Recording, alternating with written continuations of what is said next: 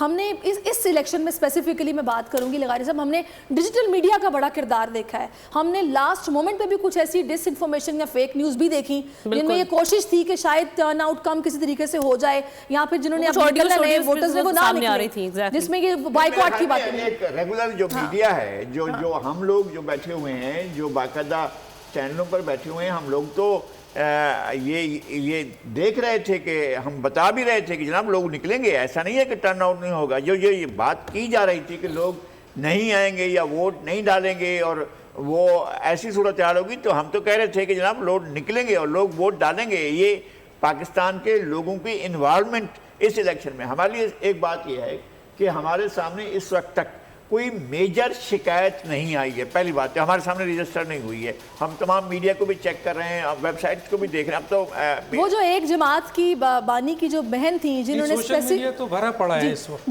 مسائل سے, ویڈیوز کے ساتھ ہیں اور بہت ساری چیزوں کے ساتھ. اچھا ڈاکٹر دانش, آپ کو پتہ ہے کہ وہ جو کہا گیا تھا کہ جی آپ کے نتائج ہیک کر لیے جائیں گے, آپ نے نتائج لیے بغیر پولنگ اسٹیشن سے باہر نہیں نکلنا, وہ نوبت کچھ ہمیں اس قسم کی نظر نہیں. سبسکرائب کریں اور بیل دبائیں تاکہ کوئی خبر رہ نہ جائے.